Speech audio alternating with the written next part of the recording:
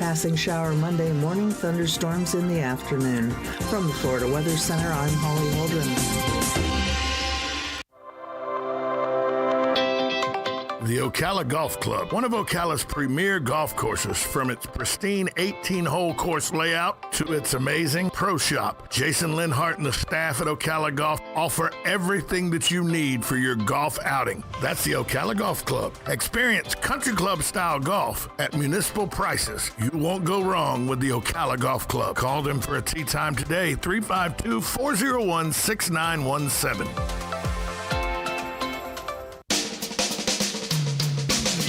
This is Ocala Talks with Tom Schmidt, bringing stories that are important to our community in and around Ocala. Plus, of course, a splash of sports as well. Now, here's your host, Tom.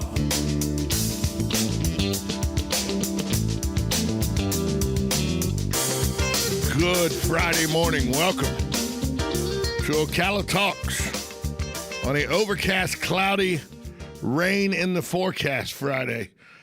To be honest with you, it looks like the whole weekend's going to be a washout.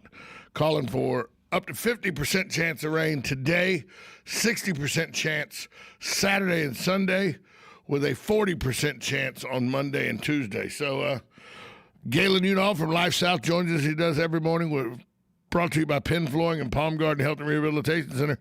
Galen, it looks like the rainy season might be trying to arrive. Yeah, it's Florida. This is about the time of the year it starts to pour every day up until about April, and then we get a little reprieve. It's probably going to rain 4 or 5 times a week. That's not good for my golf game, pal. Well, you had all winter. This is where you really start to think about buying new clubs, and you find like some place where you can get some indoor swings, whether it's Dick's or you find a PGA store down in Orlando. This is where you work on those kinds of things. You really have no clue, do you? No, you just have no clue. None. Do you know that there's such a place? You need a new set of clubs. Do you know that there's Don't tell me Topgolf. Don't tell me. No. Do you know that there's it's an indoor place. Where? Where you can literally go. This is right up your alley. We need to do this. You can literally go to this indoor place. You hit into a simulator. Uh-huh. You can play 44 different courses around the world. Putting and everything. Okay. You putt on the simulator and everything. Okay. It costs about $50 an hour, so you get 4 of your buddies to go.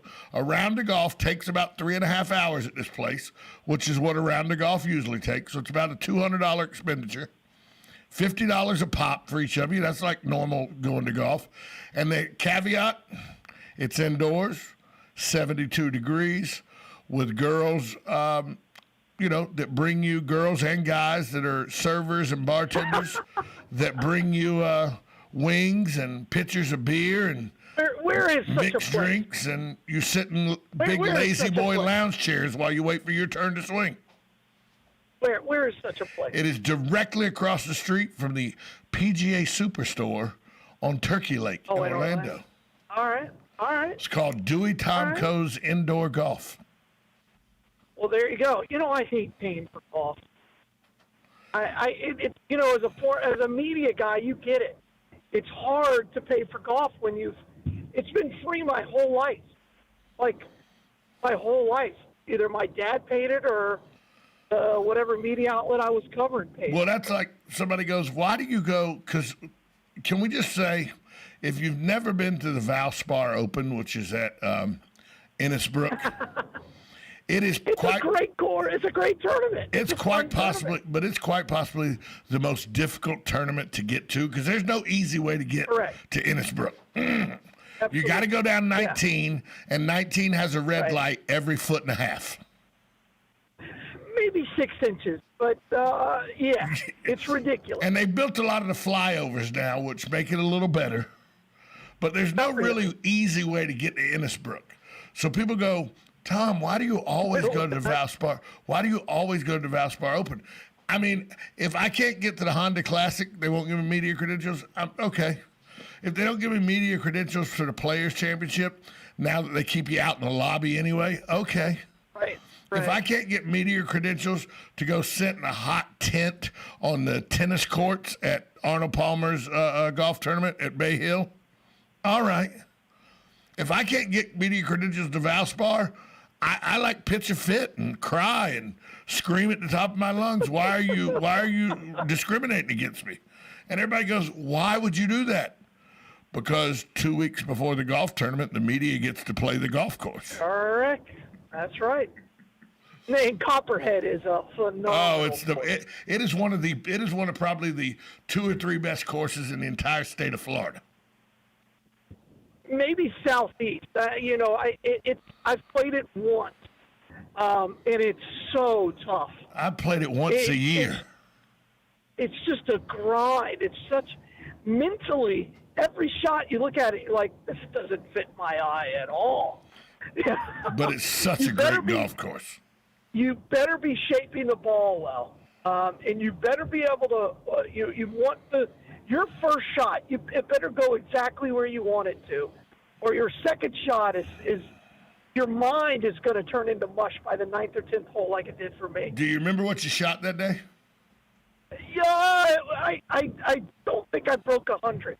I played from the tips, which is a huge mistake. And I played with a buddy of mine, David Pingalore, he used to work at Middleton. And he's a really good golfer. Wow. Right? And he's played it a lot. And he would, and we grew up, like in Jacksonville, we grew up in the media together. And he would tell me, he goes, Galen, this is what you're going to need to do.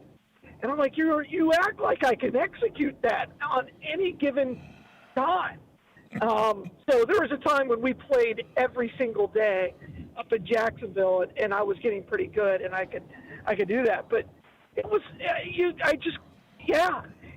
one shot you have to hit left or right. Next shot you have to turn the ball over, and and at one point he said maybe you should just hit a 5-iron and hope for the best.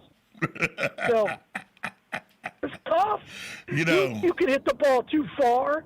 You can hit the ball too short. It's an incredibly difficult course. The layout is spectacular. Oh, it's a fantastic layout. It's a great walk if you ever get to go to the tournament. Yes, it is. It's a great walk. Yes, it is. Because you have bad golf tournaments, like the women's CME Globe, the final tournament of their Tournament of Champions, the final tournament of the year for the women, is at Tiburon down in Naples. I haven't been there. I've heard it's terrible. Let me tell you something. It's dead flat. The first hole at Tiburon, the tee box for the first hole, 800 yards from the clubhouse. Oh, that's terrible. 800 yards. That's terrible. You literally have to walk around. You have to walk around like a 5-acre lake that sits in between the clubhouse and the first tee. Any course in which they have to cart the golfer from one green to the tee box is a terrible, terrible thing for the media. Yeah, the golfers have to go. Spectator. The golfers have to walk. The golfers have to take a golf cart from the practice green area to the first tee. That's terrible. That's terrible. I thought Golden Ocala did a phenomenal job. They got a tournament coming up here, middle of March. Oh, really? The LPGA returns. The LPGA returns middle of March. Well, I know you're going to hook me up with 2 badges. So here's the thing: we've waited too long. When in March? The right around St. Patrick's Day. I'd have to pull the thing up, but we've waited too long. I'll be in Costa Rica. I reached out to the LPGA. Little too late to get credentialed for this one. Yeah, but we could do a live remote. Yeah. You've done it before? We have done live remotes before from the Coach Golf Championship. Yeah, let's do it. I'm in. If you get it, I'm in. You're in Costa Rica, pal. If it's the week of March 14th, I am. It is the week of March 14th. You're in Costa Rica. Oh, well. Yeah. Oh, well. But to understand, this is not a one-time thing. That the LPGA was so happy with how well Golden Ocala did and how well it was attended, how well it did on television, how well the golf course and the people that work at Golden Ocala took care of everybody at the LPGA. That they wanted to come back. The LPGA, when that thing went away, that was not the LPGA wanting to go away. Correct. That was the people who ran the Coates Golf Company. Correct. It had to go away. So the LPGA was very happy with Golden Ocala. Yeah. Well, I've always felt that they should do it in February. Like, in another week or so, all the courses here really start getting good. Because we get that rain. Well, remember the Coates Golf. If you remember, the Coates Golf Championship led the season off both years. Correct. That's good. That's exciting. I'm glad for Golden Ocala. We've run several tournaments there. They are the best at just sheer customer service and making you feel warm and answer every call. I've had 2 tournaments at Adena before it decided this was a really bad idea. And I'll take Golden Ocala every single day. Look, my guy Jason Linhart and his staff at Ocala Golf Club, Muni to those of us who have lived here forever, they do a pretty good job as well, pal. I know. They advertise on this radio program, so you know how to. And they give you free golf. So, yeah. But Golden Ocala is spectacular. It is. And really. I'm always, I love Muni 1. I grew up there. I grew up half a mile from that course. That's my course. You knew Mr. Yancey well. I did. I mean, he gave me lessons. I knew Mike Sullivan used to give me lessons out there just to have a blast from the past. So, yeah. Is it safe to say, I wrote an article, it came up in a memory of mine on Facebook. I wrote an article 7 years ago for the neighborhood magazines that I was writing a column for that magazine, a monthly column called Mr. Golf. And I wrote in that magazine article, and I still think it holds true today, but you would know better than I because you knew the man. I said 7 years ago, and I still stand by it today, the most influential man in Marion County golf right now has been passed away now for about 15, 18 years, and that's Jim Yancey. That Mr. Yancey, who was the pro at Muni forever, is still the most influential man in golf in Marion County. And I'll tell you why I say that.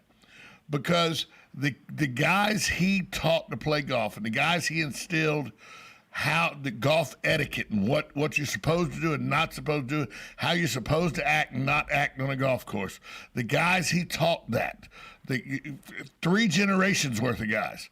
Their children are now 20, 21, 15, 18, right. And they've been instilled the same golf processes and thoughts from their parents because that's what was given to them by Mr. Yancey.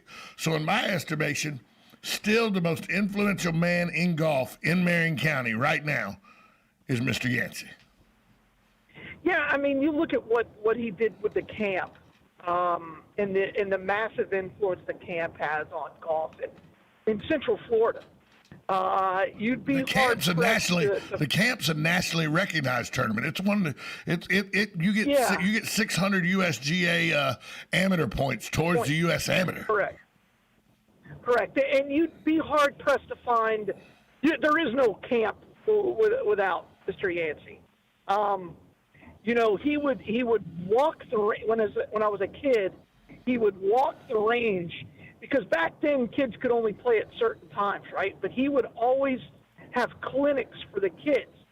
And he would walk behind us, and he could say something. And I don't care which kid he said it to, you would stop and listen. Because your parent had told you, if he says hello, you stop and you say, hello, sir. He was that kind of and by no means was he authoritarian. He was just so respected. He left a huge void that I don't think will ever be filled. It'd be hard to argue that he's not still the most influential person out there. Let's take a break. When we come back, I'll tell you a story that was given to me during that article I wrote by a guy you know, Steve Albright. I'll tell you the story Steve Albright told me about an interaction he had with Mr. Yancey when Steve was 13 years old. I'll tell you about that next. You're listening to Ocala Talks on 1370 AM, 96.3 FM. Galen Unall from Life South with us as he is every day. Brought to you by the good folks at Penn Flooring and Palm Garden Health Rehabilitation Center. We'll be right back after this short timeout.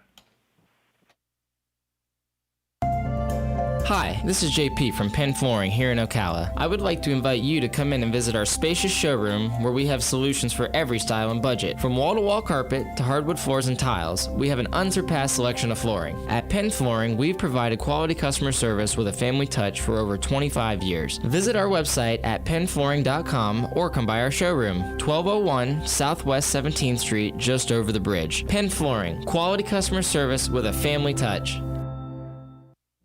We face choices every day. Some are unimportant, some are life-changing. What about the choices you make every day? Take the stairs or the elevator, baked or fried. What if your choices meant you are likely to die of heart disease this year? Palm Garden of Ocala is here for you when recovering from a hospital stay. With Palm Garden's Fast Track program and state-of-the-art facility, we have skilled nursing, therapy, and everything you'd expect for the best in care. Call 352-854-6262 for more information. Now you did it. Are you completely insane? He's back. He, who must not be named. The man, the myth. The only guy in Ocala to eat his own weight in fried pickles. Twice. Now, you asked for it. Sorta. Live and in person. It's Tom Schmitz. Welcome back to Ocala Talks with Tom Schmitz. Galen Unall from Life South on the phone lines with us, brought to you by Penn Flooring, family owned and operated, serving Marion County for over 30 plus years. They're I messed that up. We're a full-service flooring company dedicated to finding the best solution for your flooring needs. They do commercial and residential. Go see their showroom at 1201 Southwest 17th Street in Ocala, or give them a call at 352-351-3420. Also, Palm Garden Health Rehabilitation Center. They're located at 2700 Southwest 34th Street. They offer skilled nursing, physical, occupational, and speech therapy. If you have any questions about Palm Garden or how they're handling the COVID-19 pandemic, give them a call at 352-854-6262. Once again, that's 352-854-6262. Let's go back out to the phone lines and join a guy who could probably do those live reads a whole lot better than I just did. Galen, you know. Galen, that was a struggle for me just then. Hey, sometimes you know what you're trying to say, you just can't say it. You know, live radio. It's the story of my life. Live radio. That's it. Before we went to break, I was going to tell you a story about Steve Albright. Now, Steve Albright is a very well-known man in this community. His sons are very good at golf. They're off at college now, playing golf. He was Marion County Golfer of the Year, Steve Albright was 2 years ago, for how good his game still is. He's in his, I think he's mid-40s now. No. Steve Albright is 50. Is he 50? Trust me. Yeah, I went to every birthday he had for like 5 years or so. So we were little. So Steve tells a story, and he told me this for the article. He said when he was 13 years old, this is how much respect you guys, when you talk about respect for Mr. Yancey, this is what you're talking about. Steve was on number 7, which runs down 36th Avenue at Muni.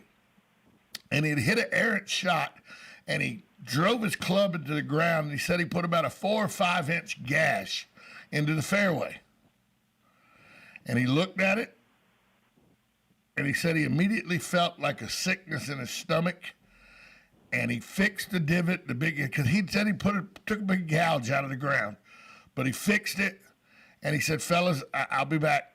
And he drove his golf cart straight to the clubhouse.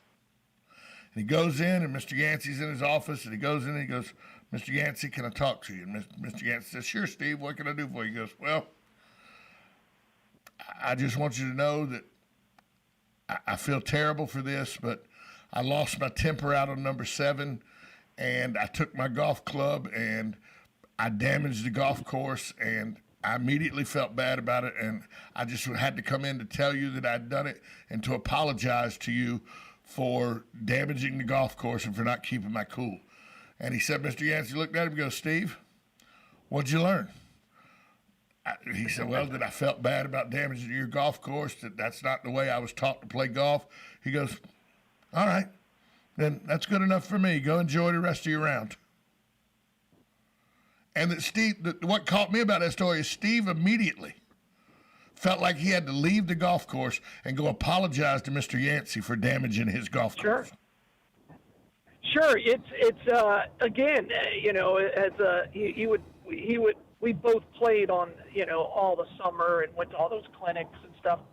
And it's hard to explain. And I think that respect just came from our parents. And you had no choice. You had to listen to this guy. We would have done whatever he told us to do, and because it was right, and it was going to improve your game and make you a better person. So, yeah, I agree with you. I still think, and when you go to the camp, if you ever go as a visitor, it's hard not to remember when he would walk around there and ride around in his golf cart. He would always watch people, and you'd be like, well, I wonder why he's following this guy. Or I wonder why he's involved in this group. Because he always wanted to know how everybody was doing and how the course was playing. I don't know. It's hard to explain. Well, on Saturdays, when you play in the camp, on Saturdays, the best golfers go out first. And the guys like me Correct. And you go out second. Try to chase. Yep. Right, and it's tradition, and I didn't realize why the tradition was this way until somebody explained, because that's what Mr. Yancey used to do. When all the good golfers get done, they tee off at 7 in the morning, 7 to 8:30 in the morning. When they all get done, they do exactly what we do on Sundays, because on Sundays the bad golfers go out first, the good golfers go out last, and so at the end of when the bad golfers get done, you can get in golf carts, and then you can go actually watch the championship flight play, and you're actually watching good golf, and it's a gallery, and it's a nice time on a Sunday afternoon. Well, the same thing happens on Saturday afternoon, except the good golfers come out and watch the bad golfers. Correct. And I was like, why would they come out and watch us garbage golfers?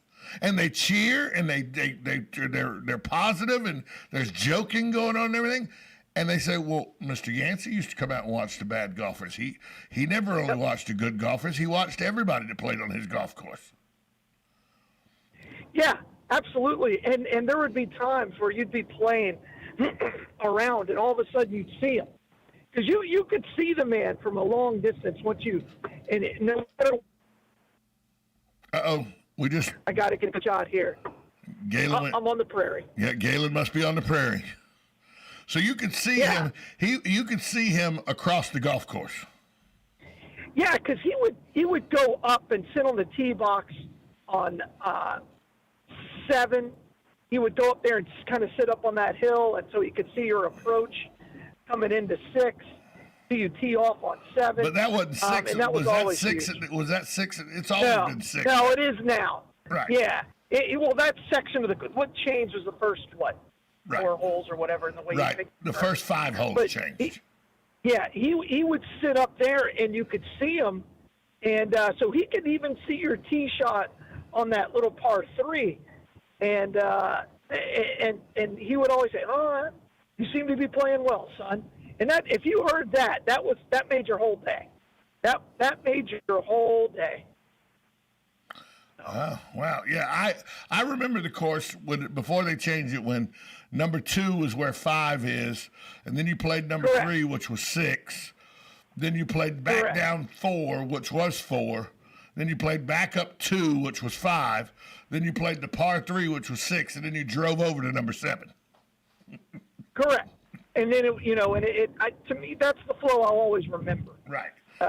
So, because you better be, and by the time you got to that little par 3 where you had to carry the water, you knew what you had. You knew what you were going to shoot, because the turn 9 has always been 9. It's always been a tough hole for me. That tree, I swear, it gets bigger every year. Hey, Galen, Gayla, let me hold you over just for a little bit. We're up against the break. All I'll right. hold you over. We'll be right back. Sure. We'll be right back with Galen Unall from Life South, continuing this conversation about Jim Yancey, who I think is the most influential man in Marion County golf still to this day. Plus, there is a little car race in Daytona. We'll talk about that as well. You're listening to 1370 AM, 96.3 FM, WOCA, The Source.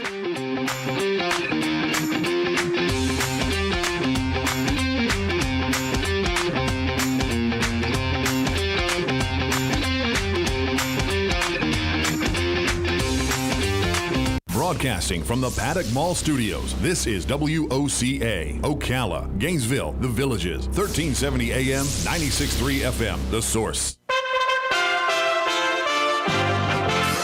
USA Radio News with Lance Pry. President Biden pledged to reopen the majority of elementary and middle schools for in-person learning in the first 100 days of his administration. Now the White House has clarified that it considers a school open if it offers students in-person instruction at least one day a week, a much lower expectation than his initial pitch suggested. California has edged past New York in the grim statistics of the number of deaths due to COVID-19. According to Johns Hopkins University data, it reported on Thursday that California's death toll reached 45,496, surpassing New York's toll of 45,312. A California Highway Patrol officer and a tow truck driver were both seriously injured in Southern California on Thursday morning when a suspected drunken driver reportedly caused a freeway crash. CHP says the driver of the Nissan was speeding westbound on Interstate 10 near downtown Los Angeles around 10:30 a.m. Pacific. The CHP officer and the tow truck driver were both hospitalized. USA Radio News.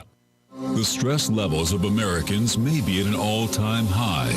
From education to business to basic needs to politics, the 2020 pandemic-related stressors are pushing many of us to near breaking point.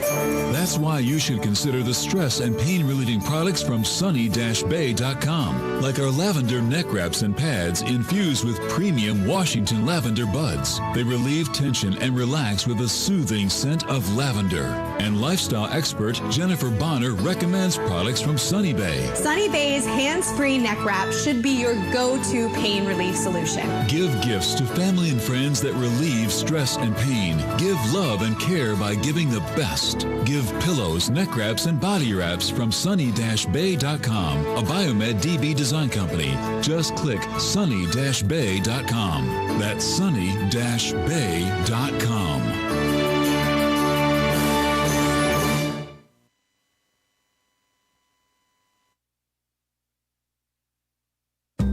Visit the Appleton Museum of Art to see the new special exhibits, Memories and Inspiration, the Carrie and C. Betty Davis collection of African American art being shown for the first time in Florida. The 62 extraordinary paintings, photographs, sculptures, and more are on view through March 28th. Visit on Saturday or Sunday in February and enjoy free admission. For more information, visit appletonmuseum.org.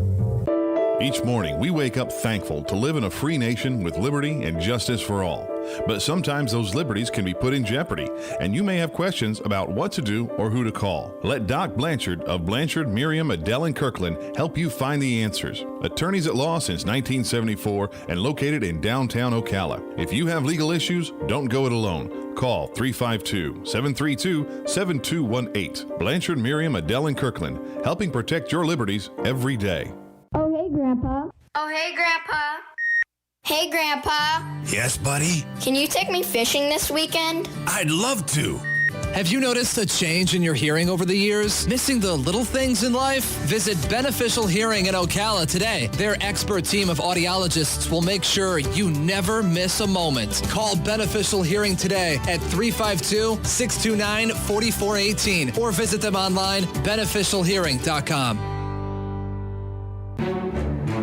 Shamrock Security Systems, 629-3223. Shamrock Security Systems is located here in Ocala, Florida. Shamrock Security Systems is a top-rated alarm company offering 24/7 monitoring, video surveillance, fire and flood protection. You'll sleep a little better once the job is done. Shamrock Security Systems for over 31 years. 629-3223. Get a 100% free quote from Shamrock Security, 629-3223. Discover the fun at Discovery Center.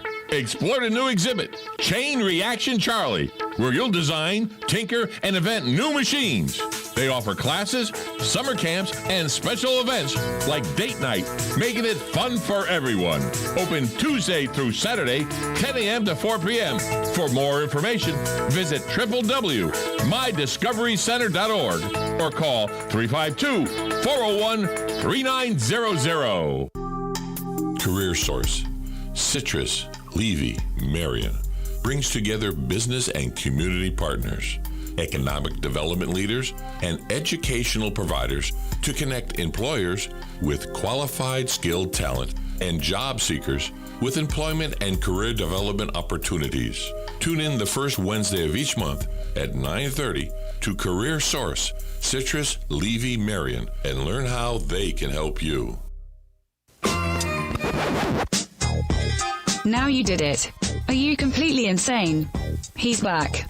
He, who must not be named, the man, the myth, the only guy in Ocala to eat his own weight in fried pickles. Twice. Now, you asked for it. Sorta. Live and in person. It's Tom Schmitz. Welcome back to Ocala Talks with Tom Schmitz, holding Galen Unall over because we're having such a good conversation about a man who was very influential in Galen's life. Not his father, but Mr. Jim Yancey, who a lot of guys Galen's age that grew up here in Ocala talk about Mr. Yancey and the influence he had on them, because whether you were a golfer or not, your parents, a lot of times Muni was the babysitter for the summer for guys, right, Galen? Yeah, I used to I was able to store my clubs at Muni, and one or two things would happen. Isn't that the greatest? Well, it was. It was something you had to earn. It wasn't given. I could ride my bike to Muni, and then later I would get, that was only during the summer, but during the school year, I would get a ride every single day. The Mr. Steiner he and his daughter would pick me up every single day and take me to the golf course, and I would play at least 9 holes every single day. And then on Saturday and Sunday, I would play with my dad. But Monday through Friday, I did that for 5 years. So. It's not a bad gig. Yeah, hey, Well, and then I quit at 12. Hey, I got breaking news just came in over my phone. Dominion was the scorekeeper for the Super Bowl. They've just changed the score of the Super Bowl because they found 35 points for Kansas City. Kansas City's now the new Super Bowl champion. Well, you better find drunk Tom Brady, so you may get drunk again. Yeah, Dominion. It's a little late. It's Friday of this week, but it's within the 7-day window of a recount. And they found 35 points for Kansas City. That's pretty funny. That's pretty good. That's one of our loyal listeners, Mike, sent that to me. He said, "Oh, and by the way, Joe Biden just signed another executive order." Probably. So Tom Brady couldn't win another. Yeah, the kid win another championship. I never had the pleasure of meeting Mr. Yancey. Oh wow! All right. But he had passed away before I got ingrained into the community here. But I know most of his children. I met Miss Yancey and had a relationship with her, a friendship with her before she passed away. And, everybody talks about Coach and how cantankerous he can be and everything. But, once you get to know Coach, and I'm talking about Philip Yancey, who runs the golf tournament now. They're all coaches. I know they're all coaches. You got to say which one. Although Chris and Jim and all of them, the entire Yancey family still helps with this golf tournament every year. Absolutely. But Philip oversees the whole thing now, and it's just a great family, and just really shows you that not only was he good with you guys, but he was good with his guys too, because it's a top-notch family here in our community. Yeah, well, I got to know Philip really well when I was covering the Vanguard Knights that he was the coach of with Dante Culpepper. Wayne was my coach at Forest High School, and I got to know him a little later, and I've done several stories of him when I worked at TV 20 back in the day. So, and then, of course, the superintendent taught with my mom for for years out of Bellevue and was her principal. So, yeah, all those boys are solid individuals. That's for sure. And you know, Coach Phillip, when I say coach, I'm talking about Phillip. Sometimes he gets a bad rap for being a little cantankerous, but I don't know any head football coach that was a championship quality football coach that doesn't have a little cantankerous in him every now and then. Well, you have to. You know, you have to. You're leading, young men who play an incredibly aggressive sport, and sometimes you have to. You can't always treat them with kid gloves. That way. I played my last years of football. Not my last year. That was under Tim Stowers. My last 2 years, but I played 2 of my last 4 years of football under a guy who had his moments where he could be cantankerous at best. And I'm talking about one. I'm talking about one Erskine Russell, and he was a coach. Was besides my father, Coach Russell's the most influential man I've ever had in my life. And well, there you go. You don't understand. I'm choking up a little because Coach Russell meant that much to me. I'll tell you a funny story about Coach Russell before we get to Daytona. Coach Russell, if you don't know, was a defense coordinator at Georgia. Should have got the job at Georgia when Vince Dooley retired. But Vince Dooley didn't want his legacy to be messed up, so he hired Ray Goof instead, which was good. I meant Ray Goff, excuse me. Did I say that? Did I say Ray Goof? Yes, you did. My Georgia fans, my Georgia buddies will love that. But he hired Ray Goff, and so that allowed Coach Russell to leave the Georgia program and come start a program at Georgia Southern University in 1983. When I mean start a program, they didn't even have a football when they had to do the first press conference. They had to go buy a Voight football from across the street at Kmart to hold the opening press conference. And they didn't even realize they didn't have a football until about 10 minutes before the press conference to announce the new football team. But he takes a group of walk-ons, 60% walk-ons, plays their first varsity schedule in 1984, wins the national championship in 1985, 1986, plays for the national championship but loses it in 87 and 88, then wins the national championship in 89 and retires. But I'll tell you a funny story about Coach Russell. It was about 4 years after that. I'm bartending at one of these, the community galas they do at a local university to raise money for the university foundation and stuff. You're familiar with how these work, correct? Sure, correct. So we're at a fashion show. Okay, first off, a fashion show in Statesboro, Georgia. I'm just going to leave that alone. You know what I'm saying? I'm just leaving that alone. A lot of boots. Leaving that alone. But at this fashion show, the only thing they're serving is wine and champagne. So I'm pouring champagne, I'm pouring wine, and here he comes in his tuxedo, which makes him look weird to be in a tuxedo in the first place. But here comes Coach. And Coach is in line. And when I say line, it's the intermission of this thing, there's probably 30, 45 people in this line, all wanting wine and champagne. Coach gets up there and says, "Schmitz, what you got?" I go, "Coach, we got red wine, white wine, and champagne." He goes, No, that's for these people. What do you got for me? I go, "Coach, I got red wine, white wine, and champagne." "Boy, here's $20. Get across over there to Piggly Wiggly and get me some Natural Light." Let me tell you something. People were standing in line waiting for their wine and stuff, right? I look over at the girl who's working with me. I go, "I gotta go to Piggly Wiggly." I went across to Piggly Wiggly and got Coach some Natural Light because Coach said so. You're darn right. You're darn right. He was such a good, but he was one of those guys. Coach Russell was one of those guys that would say he wouldn't scream and yell at you a whole lot, but he would hit you in soft spots. He'd say things like that effort you gave me out there today. Is that the same effort you give to a boy that you found tried to sleep with your sister on prom night?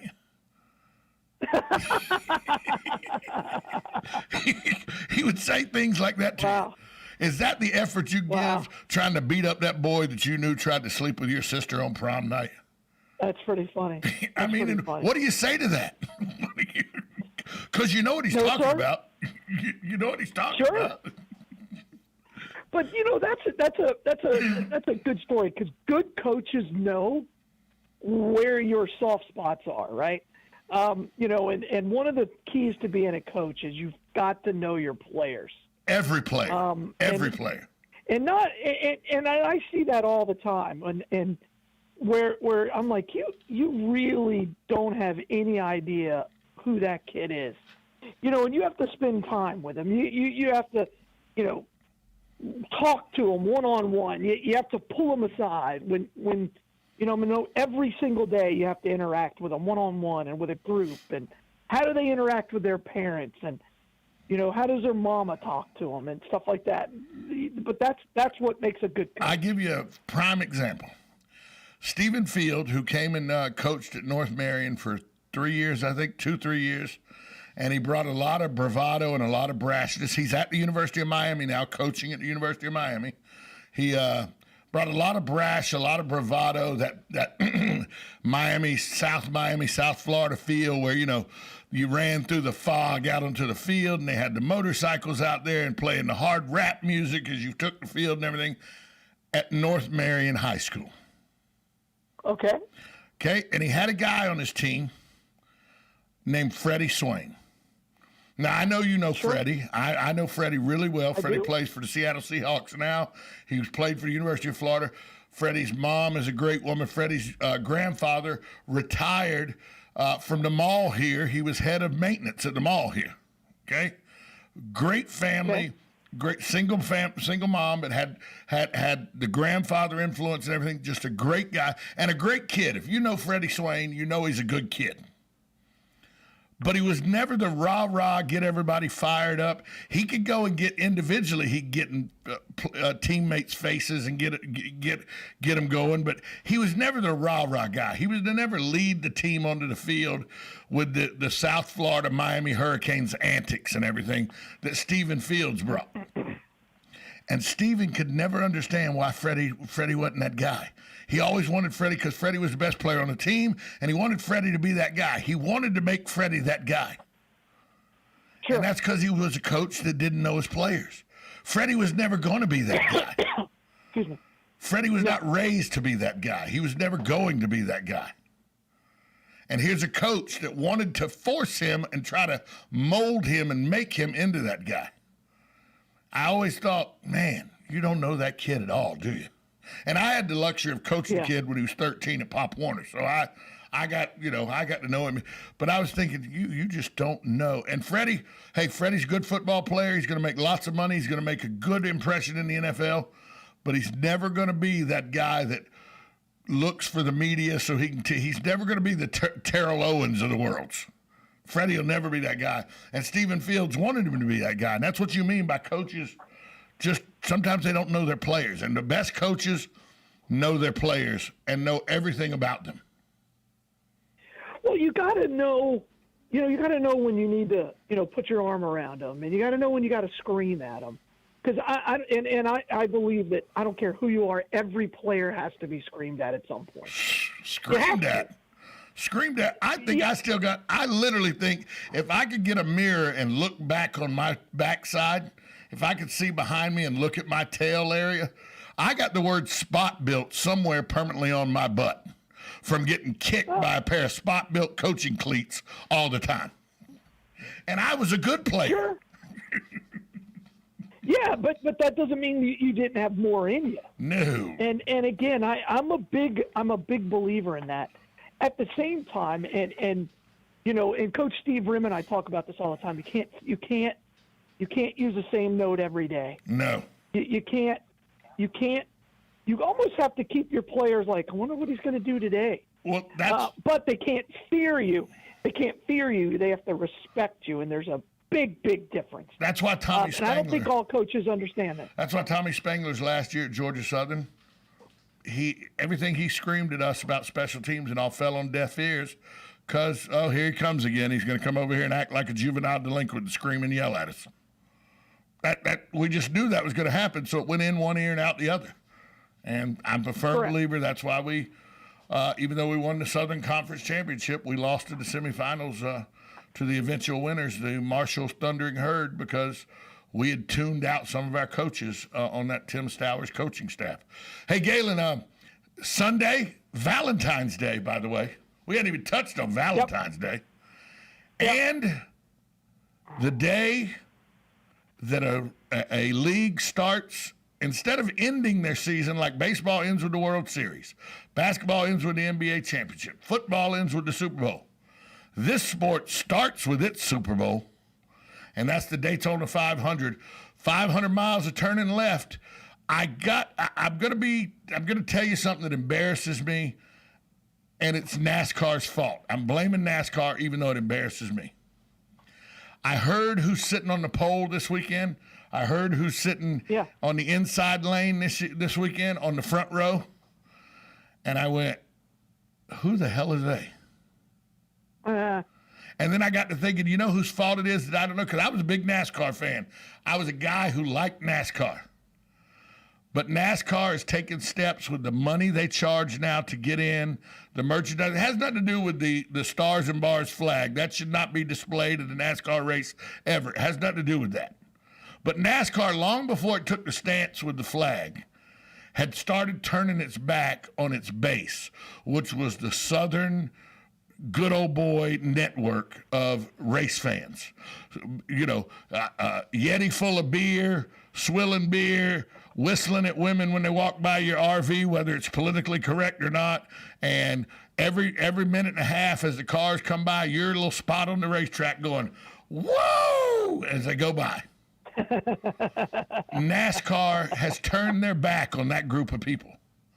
And so I felt a little embarrassed, and then I got a little angry because I blame NASCAR that I don't know who's in this race for the most part, because I don't care about NASCAR because of how they've turned their back on their fan base. Am I wrong there? Am I just being childish? No, absolutely not. And I think there's a huge problem right now with what, you didn't hear anything about the duels. There's no, that whole thing has just been evaporated. And I think they're losing the next generation, because the one thing you could count on with racing is that was going to be passed on to their kids. And I think that's going away. Yeah, because you're right. The twin 125s or the dual 150s or whatever they are now, that was a big deal. That every Thursday, the day before, 3 days before Daytona, the twins were a big deal. They happened last night. I couldn't even tell you what happened. And by the way, I watched Channel 6 and Channel 2 this morning from 5:30 till 6:45 when I left the house. Neither place talked about the duels on their news broadcast. Neither one. It's unheard of the way NASCAR is losing its fan base, especially in the Deep South. Yeah, and again, I'm not surprised at all. Not surprised at all. And I think that's where we're going to be. I think that's the future is very questionable with NASCAR, because all they care about, and again, this is happening all over the place. You look at how Disney Channel just fired Gina Carano for a social media post. All NASCAR cares about is social media. It's all they care about. Twitter is running the world. It's the most powerful influence in the world right now, and that's sad. And all they want is that good job from people who could care less about the actual sport of NASCAR. Well, you say social media is running the world right now. Social media. What's the two starting letters of that? SM, social media, right? What's the two starting letters of Skynet? SN. That's real close. That's real close. The Terminators are coming. The Terminators are coming. Sure. So with that being said, and again, I mean, go ahead. Yeah, it's crazy. It's crazy. I mean, that's why I deleted all of my social media. I'm not on any of it anymore, and that's why. And I say that as I'm looking to see if there's any breaking news or anything on Twitter and Facebook as we're talking. Sure. Yeah. Absolutely. Now, but ahead. you look at like what happened with Bubba Wallace last year. And the way NASCAR covered it is, they were actually blaming their fan base for it. Let's be very clear. That's exactly what they were doing. They were blaming the fan base for what turned out to be nothing. Absolutely nothing. It turned out to be a pull-down rope on a garage door. Sure, that had been there for years. And they tried like heck to make it something. It's like, well, they weren't on all of them. This one was hanging at a different height. I'm like, oh, gosh, come on. See, and I think they tried in a time of social justice, they tried to make Bubba Wallace a star, and they tried to do it by using a rope on a garage door. There's better ways to make Bubba Wallace a star in this sport than to start by saying, look, somebody gave a racist symbol to him. That's not the way you start a good career as a star in a sport, in my opinion. Well, and now, again, and it's one of those things because it hasn't divided NASCAR, right? Because NASCAR's solid. I don't know anybody who thinks that if there was to be a real new, I think everybody would be appalled. Oh, yeah. The problem is NASCAR blamed its race fans, blamed Talladega, blamed the rednecks of the sport. And that's wrong. You can't turn away from who you are. But at the same time, they come out and say, NASCAR, whose roots is in running moonshine, right? You can't have it both ways. Yeah. You can't. Yeah, because if you've ever watched and that, they're trying to please the wrong crowd. If you've ever watched that Moonshiner show on A&E or Bravo or whatever channel it's on, there's no doubt what part of the world they're from. There's no doubt about it. I love that show. By the way, I like any show. I like any show where they're speaking English and they need captioning. See?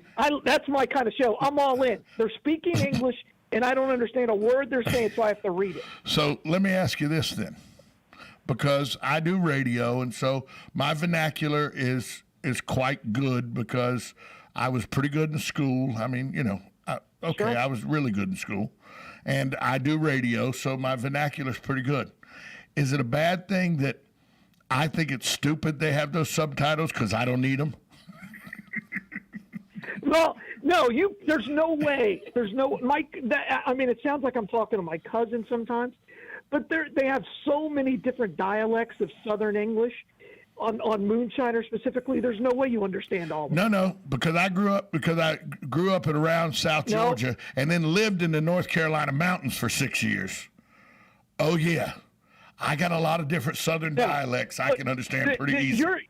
You are not going to understand, like my uncles and my cousins who are from southeastern North Carolina. You do not understand what they're saying because it's a completely different language. All right. My mom, we used to make fun of her when she would cross into the North Carolina border. She would start talking just like them, and it cracked us up every single time. Well, yeah, but the Cherokee have their own language, Galen. Well, she's not. We're Lumbee. Cherokee is a generic term from Indian. Right. It's like calling you a North American. Yeah. No. So let me ask you this. Given that we got about 2 minutes, we've taken up a whole hour. We keep you later and later. You're eventually just going to come in and co-host the show with me for 3 hours every day is what's going to happen. Yeah, if Dan has his way. Yeah. So let me ask you this. Who wins the Daytona 500? Austin Dillon. I think that that's a good call. I think that's a good call. But, he won his duel. I think he's the way to go. I don't know. I just, you can't, and whether you like them or not, you can never sleep on the Busch brothers. You just can't do it because they'll put you in the wall to win a race. They don't care. Not at Daytona. You just like them because they're from Vegas. Not in Daytona. You're right. I do like them because they're from Vegas and they're brash and they don't really care. Yeah, they're not gonna win. Can you believe 20 years this week that Mike what was his last name? The guy that was the voice of NASCAR forever comes on and says, "We've lost Dale Earnhardt." Oh no, I'll never forget it. I had just left the track 20 years ago this week. Yeah, it was. Yeah, it's not something I'll ever forget. And I was not a Dale Earnhardt fan. No. I was a Dale Jarrett fan. See, and I was a Dale Earnhardt fan, and so when he left that void, it was easily filled by Tony Stewart. Agreed. Yeah, or Dale Earnhardt Jr. But I was a Dale Jarrett fan. I love I love the Havoline car. Number 28 was that was, and then Dale Jarrett, of course. But yeah, that's yeah. I don't know. Well, I don't know the guys like I used to. Yeah, well, I really don't. I understand. But Austin Dillon's a good pick. Hey, Galen, where's the Bloodmobile real quick? Hey, Bloodmobile today, we're actually at the Walmart out in the shore, so come see us there, and as always, right there on the boulevard, 1607 East Silver Springs Boulevard. Hey, you think I'm going to get my golf in today, or is it going to rain? No, you have no chance. Yeah, I don't like you right now. You better ask Mr. Yancey to talk to God about the weather. I don't like you. That's your only chance. I don't like you right now. Galen, All weekend. You may not play till Wednesday. Talk to you Monday. All right, be good. Bye all. WOCA, The Source. Broadcasting from the Paddock Mall Studios, this is WOCA, Ocala, Gainesville, The Villages, 1370 AM, 96.3 FM, The Source.